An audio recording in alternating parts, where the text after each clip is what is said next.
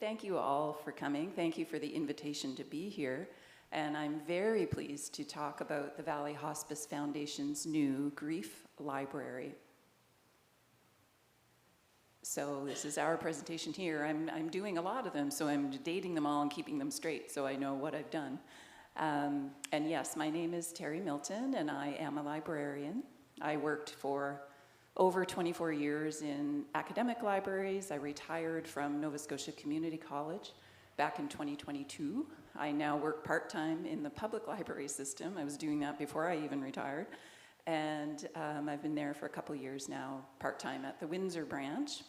And this project is a passion project of mine that I do on a volunteer basis for the foundation. So here's what I want to talk about. I like these floral images. They work really well in this setting. I wanted some bright color inspired by Matisse, so here we are. So I'm going to give you a little bit about our background and what we are doing today and where we hope to go in the future. Background. A year ago, in October of 2023, there was a conference. It was the Canadian Hospice and Palliative Care Conference, which happens every 2 years in Ottawa. And these characters on the left went to that conference. The foundation on which I was a board member sent Sarah and Kate to Ottawa to attend that conference. You probably have met Sarah Scott. She's on the left, and she is spiritual care advisor for the hospice, and she also works for the Hospice Foundation in a grief and bereavement specialist role. So she does a few hours a week with the Valley Hospice Foundation, helping support grief activity out in the community. And on the right is Kate Garrett, and she is the hospice manager at the Valley Hospice building. So she oversees the hospice care that happens in the hospice, manages all of those staff. And as happens when you go to a conference, you meet a lot of people and you go to a lot of sessions and you do a lot of networking. And there's Sarah, who's very skilled at networking, meeting the authors of Hope for the Best and Plan for the Rest, and what do you do when you get a life-changing diagnosis. So there she is meeting those authors and actually talking them into giving her that book, and they signed it. She's very skilled, like I say. And so Sarah, being Sarah, is a collector of ideas, and she had to pack an extra bag when she was leaving Ottawa because she came away from the demonstration room, the vendor room, with so many books and ideas that she had to squash her bag to pack it to come back home. This is what happens at conferences.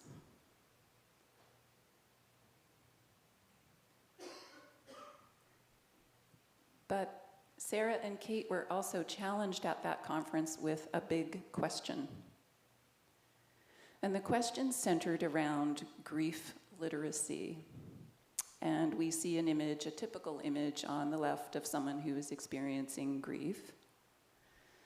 And the question that was put to them was, how is your organization going to be a hub to promote grief literacy in your community? So they had to think a lot about what that meant and come up with an idea. And the answer that popped in their head was music to my ears: a grief library, ? And when you think about literacy and you think about an organization that is a community hub, a library does naturally spring to mind. But they had no idea how they were going to arrange this, where it was going to be, how it was all going to happen. But they had this as a very clear and distinct question when they left that conference last October and came back home. And as a librarian, this is one of my favorite quotes about why a grief library. Grief is complicated. and can feel impossible to put into words. Thankfully, lots of authors have managed it beautifully.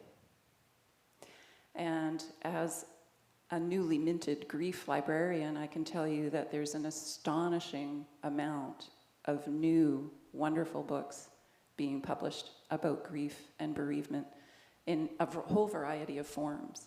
So definitely people are writing about this and talking about this and publishing books about it. Okay, so the next steps. So Sarah and Kate came to the Valley Hospice Foundation with this 2 words and a question mark on a notebook. Grief library, question mark. Guess who was in the room?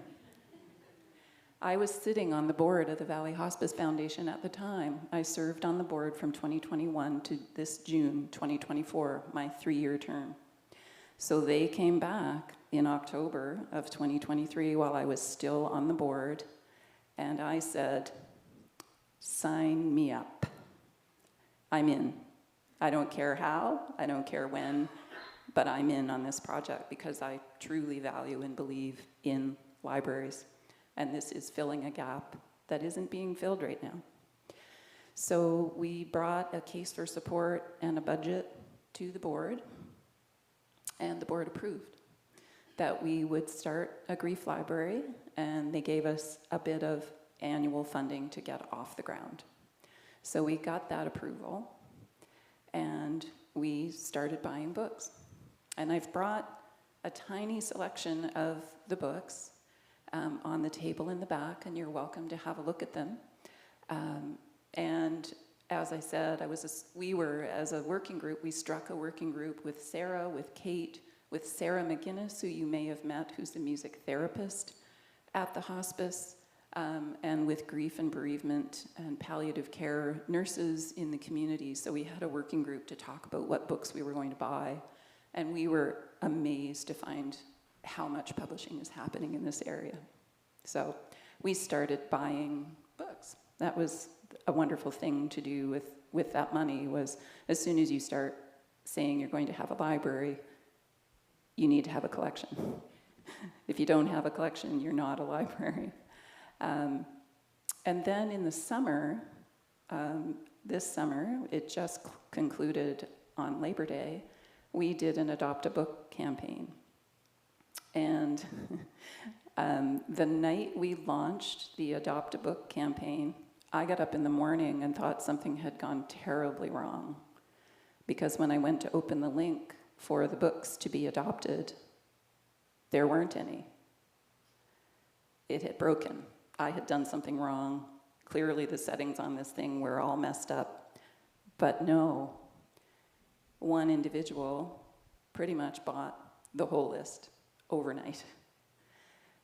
Come to find out, it's a colleague of mine who's a nurse who values the hospice so much that when the college settled its collective agreement and they got an increment in their salary, they said, I want this money to do some good, and I know where it can do some good. So they chose this library, Adopt a Book campaign, and a couple of other things where that money went. So that's pretty amazing. And it's just that power of connection to have that happen with a former college colleague of mine. So after I recovered from the shock of our list having been bought overnight, we put some more titles in the Adopt a Book campaign. And probably 1/3 of our collection is now books that have been adopted by the community. So on the far right is me in my librarian happy place getting brand new books. And I haven't even cataloged them yet. So that's a huge moment in a librarian's life. We nerd out on this stuff, but there's just something about a brand new book that you just can't replace. The smell even. So I'm very happy. So that's a little bit of the background of how we started this collection. And now just a little bit about where we are today. Oh, and I should stop. Does anyone have any questions? Because I don't want this just to be me talking. I'd love to hear if you have any questions, thoughts, ideas. Please let me know. Don't be shy. Yeah, I will talk about where we go and what happens. Yeah, thanks, Barb. So a library is not just a collection. A library needs a home. And it was outgrowing my kitchen table, great as that was. And so I started scouting out some physical locations. I started looking in the local area in Kentville, ideally to be close to where the hospice and the Valley Regional Hospital are located. And I will answer the question about why isn't the library in the hospice itself? And there's a few reasons for that. The space is dedicated to patients and families and care, and they have a representative sample of the books in the hospice because people are going through acute grief when they're at the hospice. But they didn't have space for this collection. And the hospice is public, but it isn't. So it kind of didn't work as a place, just having utmost respect and privacy for people that are going through a grieving experience, and they might actually be experiencing a parade of honor to honor a loved one who has just passed. We actually didn't want the general public, for lack of a better word, it's a public facility, but we didn't want people to be coming in and borrowing books and returning them while that was going on.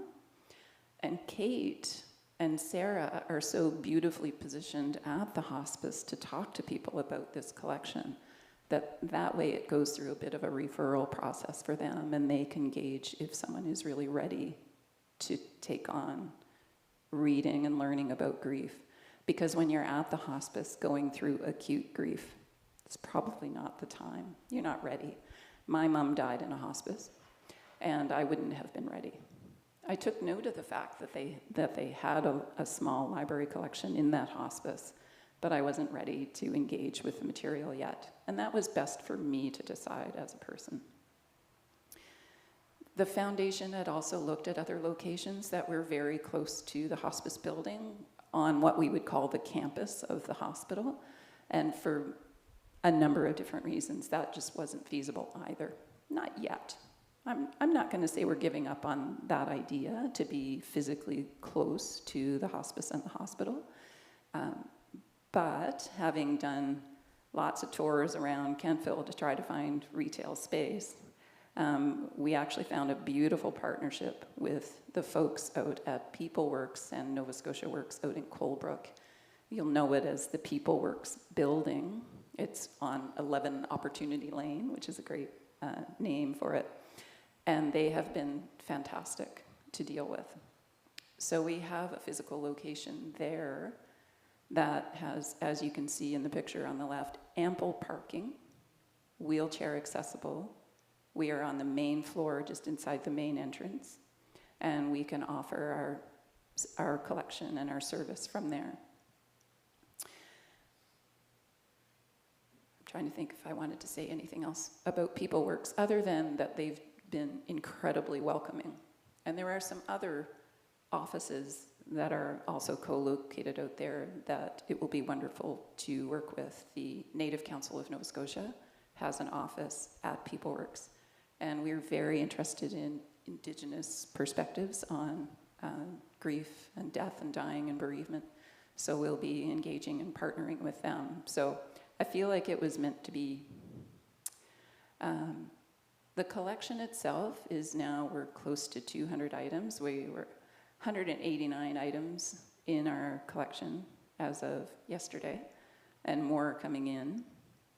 And, oh yes, I was going to mention when I'm out there.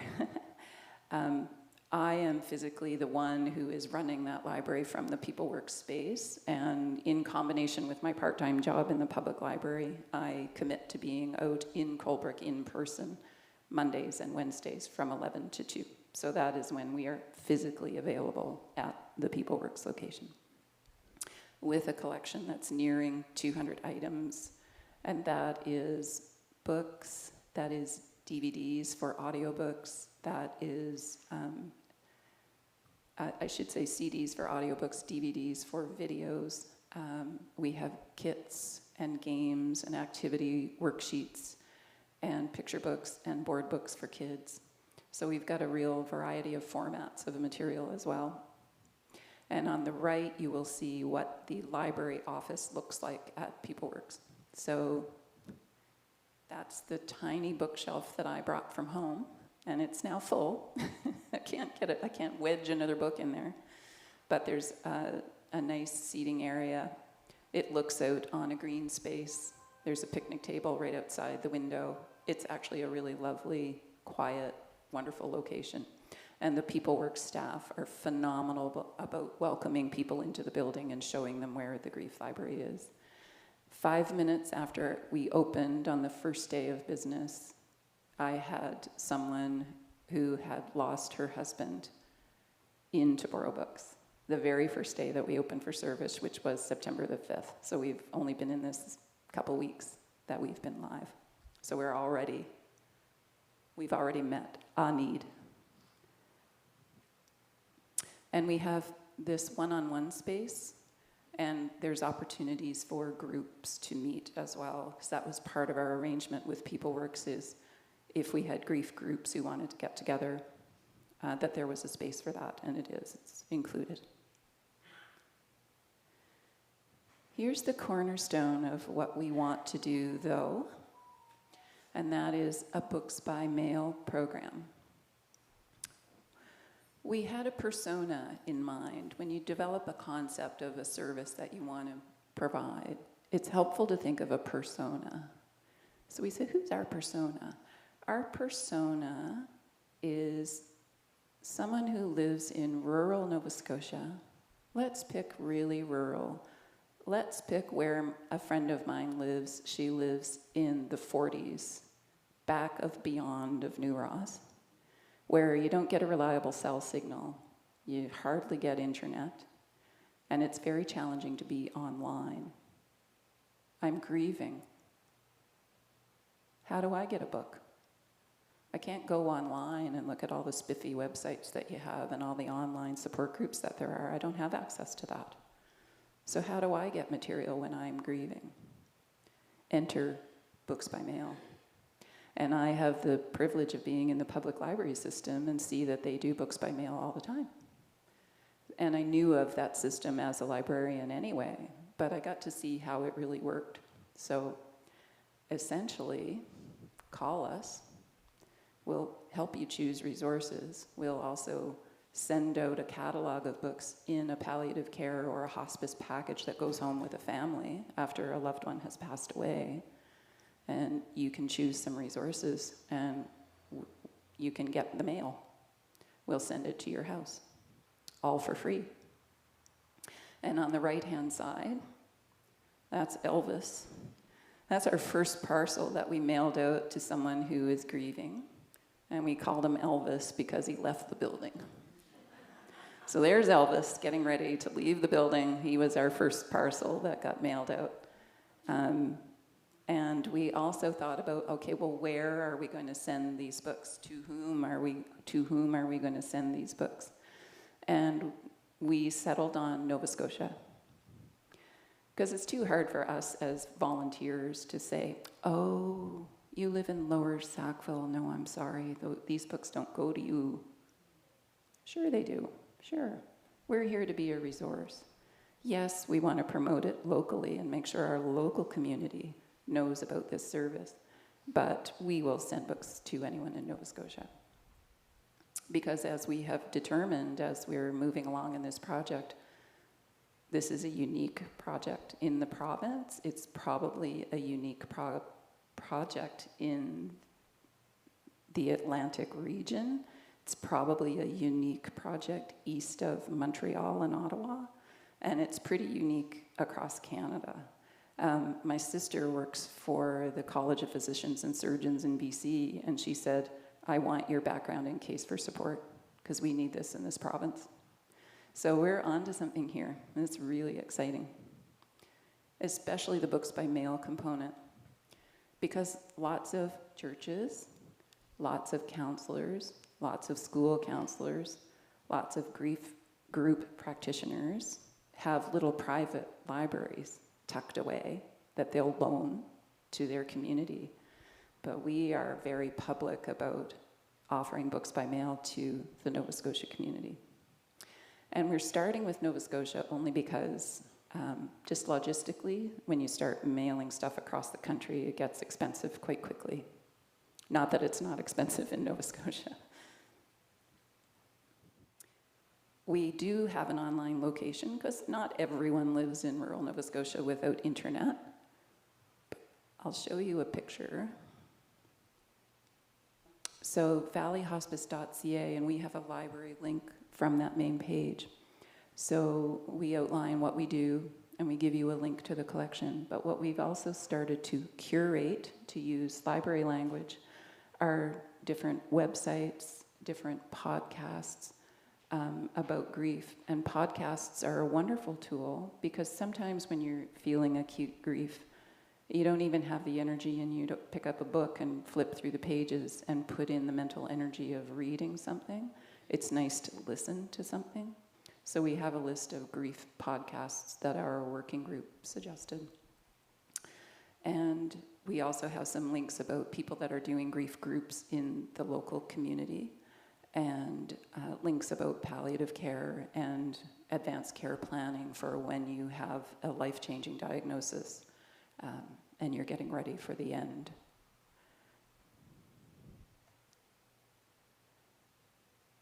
And from that website, you can browse our collection from that website. And this is what our library collection looks like online. And it's, again, not a great image, but this is a screenshot of a couple of children's picture books about grief. And that's an amazing area of publishing. So that's what it looks like online. So that's kind of where we're at, and a couple of exciting things about the future. Guess what's happening this fall? Another conference, 2024. So we have applied to go to McGill's International Palliative Care Congress, which is mid-October. And there's that character again. There's Sarah. So she and I put in an application to the foundation to go to the conference because we wanted to enter what they call their Innovation Challenge. There were 54 entries across Canada for people that are doing innovative things in hospice and palliative care, and we have been shortlisted. We are one of 6 teams who will present. We are the only team from Nova Scotia.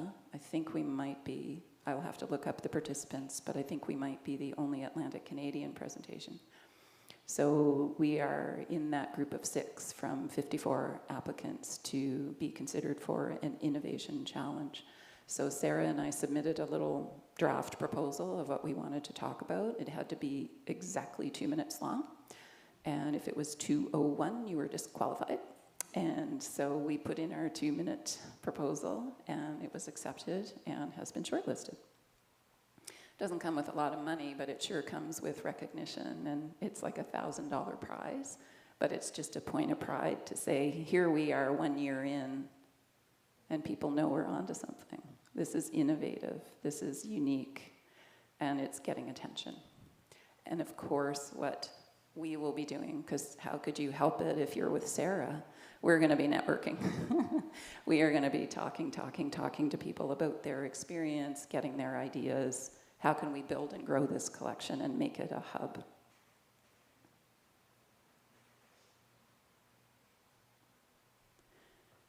Because it goes back to that initial challenge that Kate and Sarah had last year, which is, what's grief literacy all about anyway?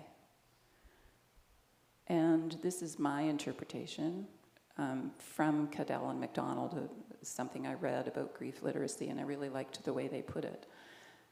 We all experience grief, everybody, from little wee ones who might lose a pet, and it's their first experience with grief. They might lose a person. But all through our lives, we all experience grief at some time, in some way. And a community that is grief literate knows that. We all go through grief. We all have grief in our lives. We are all missing someone, or missing our pet, or missing our former life, or just missing the way things used to be. Grief can be very generalized, doesn't have to be about a person. Climate grief, brand new one. Not brand new, but very much present in junior high kids. There's a lot of climate grief. So our initial collection, we focused on the loss of a person because we're connected to the hospice so closely. That was naturally where we started. But we are recognizing and responding to the fact that grief can be about climate, that can be generalized, it can be about things that we might not think of. So that's been wonderful about the collection. So a grief literate community says, yeah, climate grief, it's a thing. And I get it, and I hear you, and I'm really open to you expressing that grief and learning more about it. And let's talk about it together. Getting through our grief takes a community because we're stronger together. So that's what grief literacy is to us. And our big, bold vision is a library that sits right at the heart of a strong grief and bereavement community in the Annapolis Valley. So Sarah's mammoth task is start with this library, and where do we go from here to make it a hub, to reach out to people who are doing grief and bereavement work in this area, and how can we help them fill that gap? So presentations like this, reaching out to people that are offering grief and bereavement groups. One of the ideas we have is a library book club in a bag like you can get at the public library. Maybe you have a group of people who want to sit around and talk about a particular book and have coffee and hang out at the public library. We're going to work, hopefully, with the public library to have book clubs in a bag around grief. Why not? Because a grief literate community gets together and talks about grief. So that's sort of our big, bold vision. That's really it for me. If anybody has any questions? And this is one of my favorite grief quotes from Rumi. Grief can be the garden of compassion. If you keep your heart open through everything, your pain can become your greatest ally in your life's search for love and wisdom. And there's our contact information. Oh, Barb, did you want a picture of that? So how long can we rent or borrow a book? That's a great question, and I'm so glad you asked. We get that. I'm going to back up. We are very counter to the fast-paced culture in which we live. And if you go to workplaces, they say, oh, your dad died? Oh, I'm really sorry. You can have 5 days. Then we want you back. Huh? So we were very deliberate with our very lengthy loan of materials from the Grief Library. So if you were to borrow a book today, it would be due in 3 months. So if you borrow a book today, it would be due like December the 16th.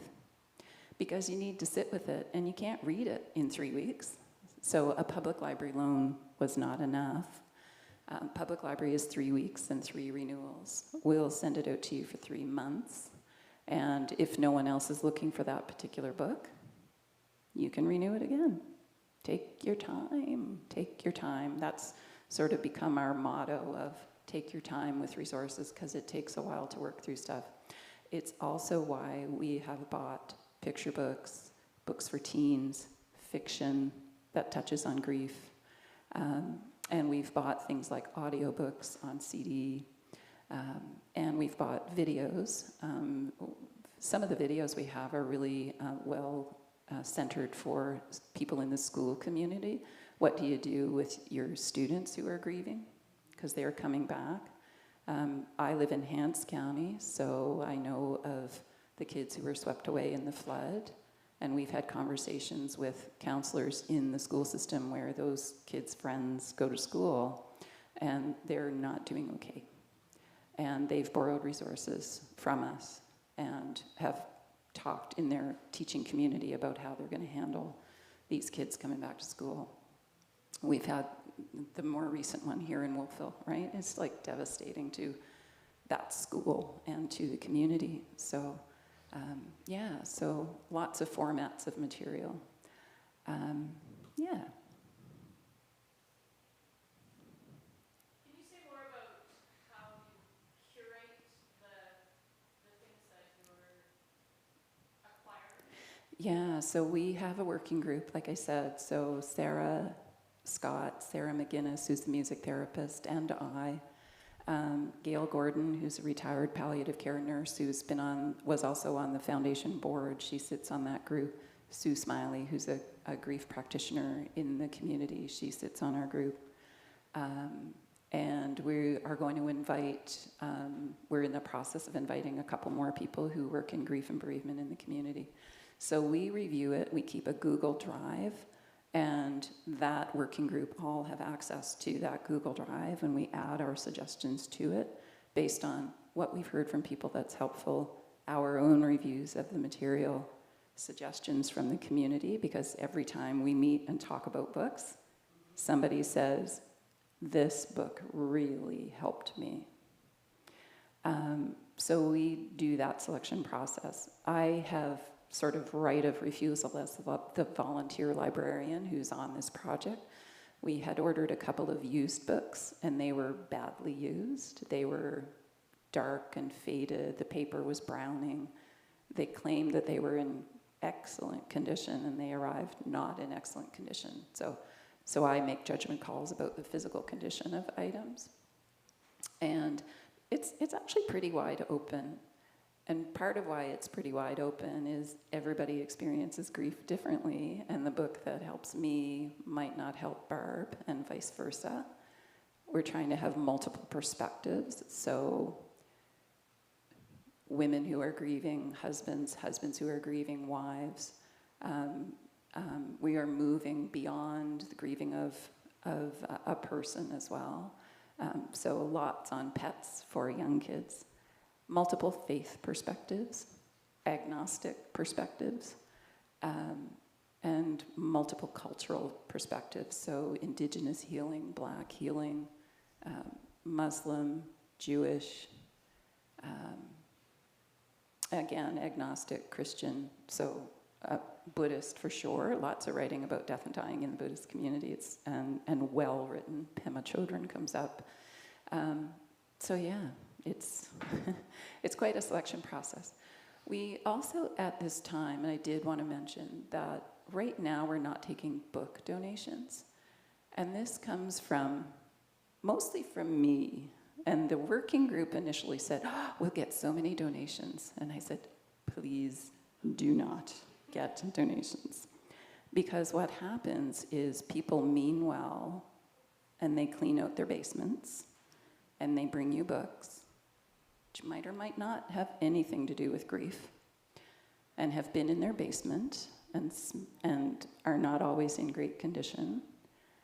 And I know this from every library that I've worked in. When you open it up to donations, that is all you will work on.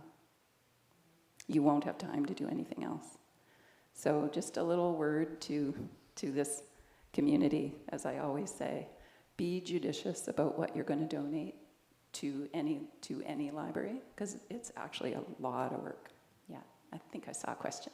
What if someone read one of your books and wanted to purchase a copy to give to you? Yeah, Okay? yeah. Because it's already approved. Because then what we get is we get an order through Chapters or through the local bookstore and we get a minty brand new copy of a book we already know is going out into the community. And remember, we're doing books by mail for 3 months. Somebody else is probably going to want that book in the interim, and it would be wonderful to have multiple copies of pretty much everything that's in our collection so we can fill the need as the need grows. To me, that's how individuals can help you by, Yeah. knowing what your books are and, Yeah. and just buying you a copy. Yeah. And we will be launching future Adopt-A-Book campaigns, so that's a fantastic way, because that's a list that we've curated as a group and we've put out there. And we make sure that our Adopt-A-Book books are inexpensive, because we don't want barriers. Oh, speaking of barriers to access, one of the other things we were deliberate about our library is you don't need a library card. Because if I'm sitting in the 40s in the back of New Ross, which library branch do I go to, and do I have a library card? I might not. That's okay. You got a mailbox, so we'll get the books out to you. So. Books in different languages. Yeah. Increasing diversity in people who are in this area now. Yep. That's a group maybe that could I agree, and we've flitted on that idea. It's a little down the road for us, but as we do our work out with, one of the challenges is just finding out who's doing this work and in what capacity and with what community are they doing this work, and how do we respond to that. But books for newcomers, people who speak English as an additional language, definitely, and their kids. Let's not forget about their kids, right? So yeah, that's an important one that we aren't going to lose sight of, but it's a little bit early yet. But it will come. I know it will. Yeah. Just wondering about the affordability for someone to return the books. Oh, good question. The affordability when you need to send the books back. Hello, Canada Post. We have an account with Canada Post. We send you the return postage, so there's no cost to any borrower. We incur that cost. And it's not insignificant. I do know that there is, because I'm a librarian, wearing my librarian hat, there is a books by mail program that serves public libraries, college and university libraries, where Barb and I work together. That's why I keep pointing to her. So they offer that, but it's been surprisingly difficult to find out who it is I negotiate that rate with. So I'm working on that really, really hard, because Canada Post is crazy expensive. So, but we are incurring that cost because it's expensive, and we don't want anyone to incur that cost. So when we send a box or an envelope out, we include an envelope or a box, or that same box, and give you the postage to return it. And if people happen to be in the area, they can drop those by too. So we don't get charged if you don't use that postage, so that's great. So we're trying to think of all the angles. We truly want this to be zero barriers to access to get books by mail. Yeah. Questions? When people donate to the Valley Hospice that's on their website, Yep. is it possible to designate the library as your area you want to Yeah, we're working that out. Now I'm going to put my board hat on. It's a little bit easier for the board if you just donate to the Valley Hospice Foundation, because trust me, I'm in the background asking for money all the time. And if you specify the library, you are specifying that it exactly, precisely has to be spent in the library. And it sounds weird, but it's actually much easier for the foundation. Just donate to the foundation. Because, like I say, trust me, I am out there asking for a budget all the time. And it just gives them the flexibility that if it's a little bit out of scope of the grief library, but it somehow also supports the grief library, they have more leeway to spend the money in that way. I am not an accountant, never will be, but there is something about the financial audits that they go through about the way they spend the money. So as soon as it's called a designated fund, and as soon as you call something a designated fund, it must be used for that. So we try, and I think a lot of boards generally step away from having designated funds, because sometimes you no longer have a need for that particular expense, and there you've got the money sitting in a designated fund. So Yeah.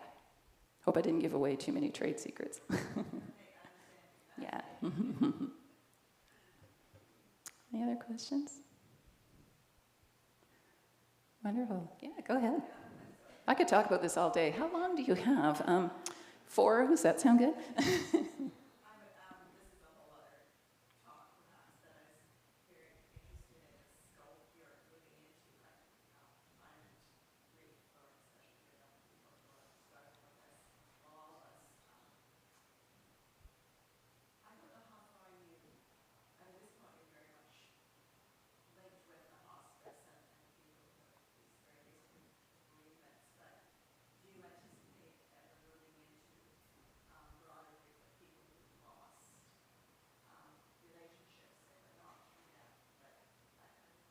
Yes.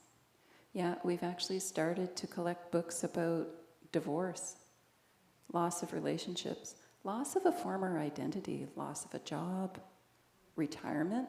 That brings on a whole new identity that sometimes you're not quite prepared for. Yeah, so we are thinking about that. And right now we're just calling it unresolved grief, like a bigger area. But yes, that's very much in mind for our next sort of phase of building the collection. We really focused on the loss of the person, including stillbirth and miscarriage, even abortion. We know from experience that women carry that all their lives, right until they die. So we've really tried to broaden the scope and be as very diverse and very open about what grief looks like, because it's not just about the loss of a person. Yeah, so that we are very deliberately expanding that scope in the coming years. Yeah. Mm-hmm. I wonder if there's something for people who don't have access to a community that would help them plan for a funeral or a memorial or anything of that. Yeah, we're starting to get those questions, so thank you for that question. What do I do if I need to plan for a funeral? I don't know how to go about it. I don't have people I can talk to about it. We are starting to include those kinds of collections. I had a question from someone who works in the PeopleWorks building who walked by and said, I love this collection. Do you have anything about what happens when I'm named as an executor? Well, I hadn't thought about that one, but you're grieving, and now you're just found out you're the executor. Well, you shouldn't have just found out, but we need resources for people to prepare for that aspect of death and dying too. So I think we're quickly moving from grief library to death and dying library. There are just so many interconnected facets of it. So yeah, it has the potential to have quite a broad scope. So when I get a building next to the hospice, I'll let you know. No, but in all seriousness, we would really like at some point to move toward being closer to the hospice and the hospital, because this stuff is happening every day of life on that campus. So it would be a nice place to be located. That's the really blue sky vision. PeopleWorks has been phenomenal, and they are going to serve us well for quite a while, but eventually I think we're going to be a real beacon. That's my goal as a librarian. So, yeah. Hi, would you walk us through, supposing right now I decided I want to have a book. Now, how do I go about that? Yeah. There's 2 ways right now. If you have means, drop by on a Monday or a Wednesday. You can borrow right from on-site. In fact, I've got the application on this computer as well as the desktop computer there. So we could loan books today if you want some. And then alternatively, call us. And as I mentioned, and I'll reiterate, when we have experience with a family, when there's contact at the hospice, or there is contact in community palliative care, which is care for people who have chosen or prefer to, because don't we all, would like to die at home. There's a care package that goes out from that community palliative care team or from the hospice, and we include now, and you'll see some on the back table, needs to be updated now, but we include a booklet that has the collection. So you can look through that, call, we'll mail it to you. And I keep all of the mailing information confidential on the desktop computer that's at the office. And that's how we just know where to send it and how to get a hold of you at the time when it's going to be coming back or you want to renew it. So, yeah, right now that's how. And we are trying to not make it any kind of burdensome online process. So drop by or call and we'll mail books out to you. And that's why we rely on the community to get the word out that this library exists. And we're just in the process of getting, they're called rack cards. They just describe the service and how you access it. Those are at the printer today. So, yeah. Two detailed questions then. Sure. The hours in which people can call, and Yeah. can books be returned to the hospice? Good question. Yep. The hours when people can call are anytime, and they can leave a voicemail message for me, and I will call people back. So that's 24/7. And can people return books to the hospice? Ideally, we would love them to mail them back or drop them out at PeopleWorks, but we also know that people will return them at the hospice. So Holly is aware of the collection, and you will see that they are labeled and clearly state that they are for the Grief Library. So Holly, who's the admin assistant at the hospice, has a special place where those will go, because we know that will happen. Similarly, we also know that people are used to returning their library books anywhere at any public library branch. And because I'm an inside mole, I work down at headquarters once in a while, and let's just say that they all know what to do if a book comes back at the Annapolis Royal branch of the public library. It will find its way back to us too. So yeah. Would you give us that number again that you call? Mm-hmm. Right there. We're working on getting a toll-free number. Again, PeopleWorks have been amazing, and we think that that's going to be possible soon. And people, you can absolutely email as well. If you are online, I can send you links to the collection, let you know where to look.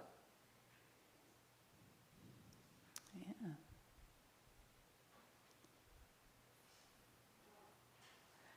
Thank you. I've taken lots of your time. I appreciate all your questions. Thanks for the invitation.